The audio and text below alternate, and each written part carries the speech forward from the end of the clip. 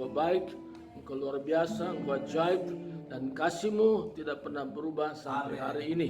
Dan kami sungguh merasakan, mengalami bagaimana pertolongan Tuhan yang ajaib itu kepada kami.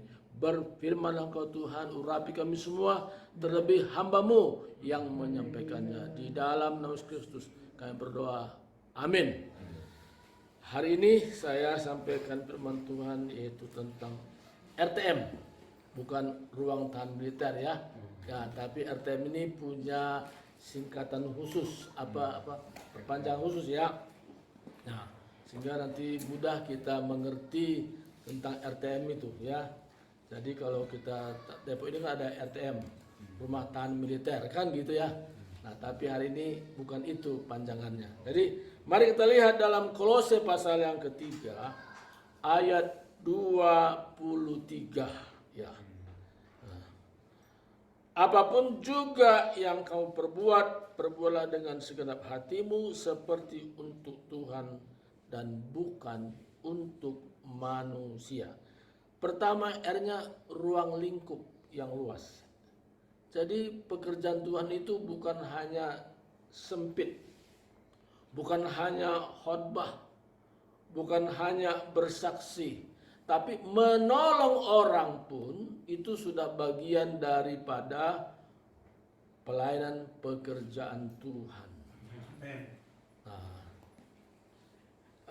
Pak Nawaban WA ke saya, Pak, bagi dong berkatnya Pak, katanya. Oh iya Pak, Bapak kirim aja rekeningnya. Saya langsung balas Pak ya. Terus dia bilang begini, ya Pak Surbakti, ya saya hanya ngomong aja. Tapi kalau Ibu Agnes bisa Bapak layani, kebutuhannya cukup, saya sudah cukup bersuka cita. Kan dari situ saya bisa lihat, oh berarti Bapak ini juga artinya memperhatikan saya juga lewat ungkapan-ungkapan kan gitu. Nah, kenapa saudaraku? Saya memang tulus, artinya kalau orang meminta, kalau ada saya punya, kenapa saya nggak bagi? Kan begitu saudaraku. Nah, jadi itu sikap saya. Nah, ruang lingkup yang luas. Dalam kondisi sekarang ini ada satu anak Tuhan berbagi untuk keperluan istri saya, Ibu Agnes. Ya, dibagi. Nah, terus Pak Perdosi share. Ini siapa yang menyusul katanya kan? Perdosi ini kan orangnya tulus juga kan? Nggak muncul-muncul. Saya bilang Pak Rosi, jangan hanya share saja. Pak Rosi juga nyumbang dong, kasih berapa aku bilang kan. Saya langsung to the point kan. Langsung disumbang dan mulailah berderet orang memberi untuk keperluan ya istri yang sedang di rumah sakit Hermina. Ya. Saudaraku, jadi Pak Rosi ini memang belajar dia tulus. Ketika saya kata demikian, dia lakukan dan benar. Jadi orang mulai mengikuti jejak apa yang Pak Dosi lakukan. Demikian juga halnya kita juga begitu. Apa saja kita perbuat. Artinya dalam ruang lingkup yang luas sekali, kita lakukan dengan sungguh-sungguh. Saya pernah bersaksi kepada beberapa orang, Pak, bagaimana kebutuhan Bapak, beras apa semua, bagaimana cara Tuhan? Saya bilang ada sahabat saya yang Tuhan sentuh hatinya, Pak Sabah Manurung. Dia mengelola panti asuhan Bersinar dan kami ada tim doa di sana. Tuhan memakai hambanya ini, saya bilang, Tuhan gerakkan hatinya sehingga kami setiap bulan dibagi beras sehingga sampai hari ini beras tetap ada, tidak pernah kekurangan. Nah, karena itu bagian dari Pak Manurung. Itu yang dia kerjakan. Nah, apa saya kerjakan sebagai hamba Tuhan yang di mana terima berkat ini? Saya salurkan juga kepada lingkungan utama buat orang-orang percaya. Ada satu keluarga Pak Rusyu tahu tuh istri Tuang Jahit. Saya bagi saudaraku. Aduh, dia bilang, kok bagi sama saya? Buat itu aja? Enggak. Ini titipan Tuhan. Saya dapat berkat ini bukan buat saya semua. Ini saya bagi lagi, saya bagi lagi, saya bagi lagi, saya bagi. Dan itu yang saya lakukan. Karena saya tidak hanya khotbah, tapi juga mempraktekkan karena apa yang ada pada saya Tuhan berikan, saya bagi lagi kepada orang lain. Pak Perusi tahu siapa-siapa yang kita bagi. Nah, dulu sebelum Pak Matius gabungan kita, saya tergerak juga, begitu kan? Tergerak. Saya pulang, saya sisihkan, saya taruh di kantong plastik, saya bagi. Pak Matius, ada berkat, ada mie, semua. Nah, jadi gaya hidup ini yang harus ada, saudaraku.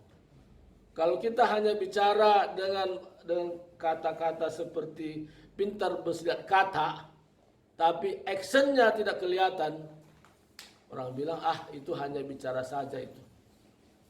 Jadi pertama, lakukan sesuatu dalam ruang lingkup yang luas, apa saja. Saudaraku, disinilah kita bisa menjadi garam dan terang di tengah-tengah masyarakat. Saya kemarin ketemu dengan halayon, orang-orang yang bukan sebadan kita. Saya mulai cerita-cerita panjang lebar tentang hidup ini. Bapak pendeta ya? Loh, saya nggak bilang saya pendeta, tapi bilang pendeta ya. Dari mana dia bisa menjadi begitu? Karena pengarahan buat mereka ini hal-hal rohani. Bahkan dia bilang, Pak, nanti kita atur waktu supaya kita ngopi bareng. Nanti kalau Pak Dosi mau ikut boleh, ya, karena di Depok tingkat tinggalnya kan? Nggak jauh. Boleh juga. Ini boleh. Nah, karena dipilihkan ke Dosi ini kan dekat sini. Saya agak jauh, Pak. Tapi nggak apa-apa. Nah, jadi orang-orang di sini, Pak, yang iman kita nggak sama dengan dia, tapi dia rindu dengar firman Tuhan. Dia haus firman Tuhan. Banyak sekali haus firman Tuhan. Maka apa saja. Jadi kita berbuat sesuatu dalam ruang lingkup yang tanpa batas. Jadi pertama, R-nya ruang lingkup. Nah, perbuatlah dengan segenap hatimu. Artinya T-nya apa? Tulus. Kita harus tulus. Jangan ada neko-neko yang lain. Tulus melakukannya. Orang tulus melakukannya pasti diberkati Tuhan. Pasti. Jadi bagi Tuhan itu tidak ada mudah-mudahan. Bagi kita mudah-mudahan. Bagi Tuhan ada kepastian. Saya bicara dengan Pak Perlusi tadi malam. Perlusi, saya sekarang ini orang sudah siapkan tiket untuk ke Batam.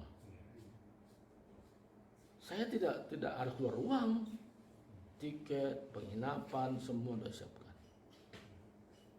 Dan ini bukan saya minta, tapi mereka sendiri. Mereka minta KTP saya, tolong Pak KTP-nya, fotokopinya kirim, saya kirim. Nah, sementara istri masih sakit. Disitulah ada artinya satu tantangan hidup yang saya harus lakukan. Sementara istri sakit, tapi saya juga bisa nanti berangkat. Kalau bisa, istri saya sudah sembuh total. Itu harapan saya, saudara. Nah, tapi saya tidak nunggu sembuh dulu, baru saya ambil tindakan, baru saya bilang iya. Nggak demikian. Jadi kita harus tulus. Tadi R-nya tadi ruang lingkup tak terbatas. Yang kedua tulus. Tulus melakukannya. Nah, jadi bukan merasa berat gitu ya. Tulus. Tulus itu artinya dengan legowo, dengan senang, dengan sukacita melakukan sesuatu. Maka sampai hari ini saya katakan kepada beberapa orang, jangan pikirkan apa yang Tuhan buat untuk kamu, tapi apa yang kau pikirkan perbuat untuk Tuhan. Bagian Tuhan sudah selesai. Tuhan sudah menyerahkan nyawanya dan Dia sudah membayar kita dengan harga yang lunas dibayar dan tidak ada mudah-mudahan lagi. Tapi apa bagian kita? Kalau kita ada rasa sakit hati satu yang lain, bereskanlah, ya kan? Saling mengampunilah, kan gitu. Itu yang penting. Rupanya memang saya perhatikan masalah manusia itu, yaitu masalah horizontal, masalah hubungan satu yang lain. Nah ini yang nggak beres. Saya tanya kepada orang, kenapa kau nggak mengampuni? Aduh sakit banget rasanya Pak, susah saya mengampuni, sakit rasanya. Kalau sampai sekarang pun masih sakit, padahal peristiwa udah lama, tapi sampai sekarang masih sakit. Berarti kan ingat kan gitu. Ingat peristiwa yang masa lalu, tapi seolah sekarang masih sakit. Saya bilang kalau engkau ingin sembuh, ambil sebuah keputusan. Keputusanmu lah menentukan engkau terlepas dari kondisi sekarang ini. Saudara kasih Tuhan, saya bisa melihat pertolongan Tuhan sampai hari ini. Karena saya belajar ya, tulus kepada banyak orang. Jadi ya berkat-berkat yang saya dapatkan dari panti ini, banyak juga orang sudah menikmati kemana-mana. Menikmati bukan hanya satu keluarga, saya bagi. Semakin saya bagi, semakin berkat Tuhan lagi muncul lagi. Ada orang kasih beras yang lain lagi, Pak, ya berkat Tuhan. Ya, saya pikir kalau tolak kan, nggak mungkin tolak kan. Teman saya hanya berpikir kepada siapa yang saya bagikan. Itu yang saya renungkan. Kepada siapa Tuhan? Ajari saya supaya saya bisa bagi lagi kepada orang lain. Supaya orang lain menikmatinya juga. Bukan hanya saya menikmati, tapi orang lain pun menikmati. Jadi orang tulus pasti diberkati Tuhan. Amin. Ini. Jadi kalau kita belajar dengan konsep ini, ya, dengan prinsip yang ada ini, kita akan mengalami satu kehidupan yang dari ke hari makin meningkat dan meningkat. Kita bukan lagi bercerita tentang kebutuhan hidup, tapi kita bercerita tentang tujuan hidup. Saya kalau ketemu orang, saya katakan Tuhan sudah memberikan saya kemampuan untuk membuka satu rahasia supaya orang mengerti tujuan hidupnya, mengapa dia hidup sampai hari ini. Sudah bisa melewati kondisi COVID tadi yang takutkan, tapi bisa lewati itu sampai sekarang. Dan apa tujuan Tuhan berikan hidup sampai hari ini. Dan itu salah satu panggilan Tuhan taruh. Maka saya melayani bukan hanya online, onsite juga. Dan saya pergi ke berbagai tempat, keliling. Juga ke daerah Cibubur juga saya pergi. Karena itu Tuhan taruh. Jadi kalau saya melalaikan ini, sama dengan melalaikan panggilan Tuhan.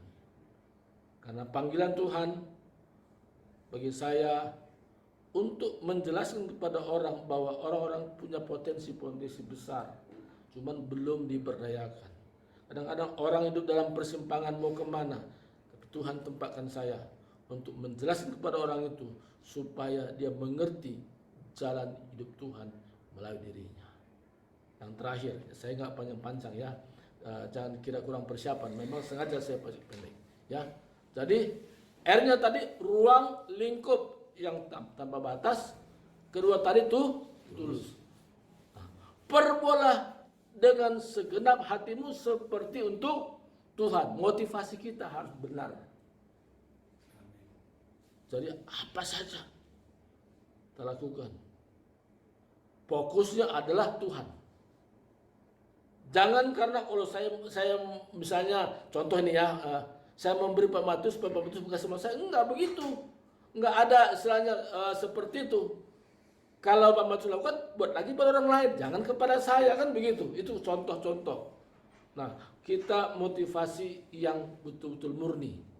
Jadi seandainya pun orang itu tidak berterima kasih karena kita sudah menolong dia, itu tidak masalah. Karena orang itu yang kita tolong hanya sebagai sarana, tapi fokusnya adalah Tuhan. Jadi itu gambaran hari ini. RTM arti tadi ruang lingkup tanpa batas. Terus apa tadi? Tulus. Yang ketiga, motivasi yang benar. Tuhan berkati, mari kita berdoa. Terima kasih Tuhan, hamba-Mu sudah berhenti berbicara, tapi Engkau menguraikan ke dalam hati kami. Sehingga apapun tindakan kami berpusat kepada Tuhan. Dalam Yesus Kristus kami berdoa. Amin.